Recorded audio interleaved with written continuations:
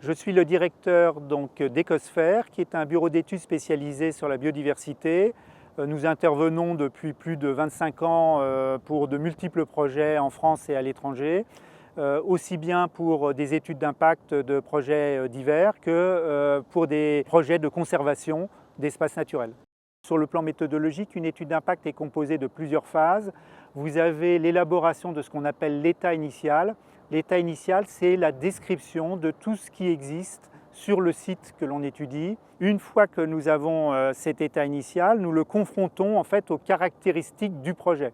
Nous en déduisons ensuite les mesures qui sont susceptibles d'être proposées. L'étude de la carrière de Breuil et de Guitrancourt a duré une quinzaine de mois entre avril 2013 et septembre 2014. Au total, elle a mobilisé 5 ou 6 personnes et une soixantaine de jours de terrain ont été réalisés dans cette période. Les conclusions des études d'impact sont utilisées vraiment dans le cadre de la démarche ERC. Alors ERC, ça veut dire éviter, réduire, compenser. Donc, en premier lieu, nous définissons des secteurs sensibles qui présentent un intérêt écologique et pour lesquels il est important d'être dans l'évitement, c'est-à-dire que nous adaptons le projet de telle manière qu'il ne touche pas certains secteurs. Donc là, c'est l'évitement pur.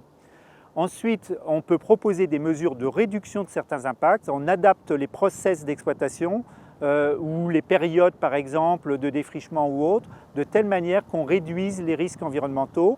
Et enfin, quand il subsiste des impacts résiduels, on va définir des mesures compensatoires sur le projet qui permettent d'apporter un plus écologique qui compense l'éventuelle perturbation qui pourrait être causée par le projet.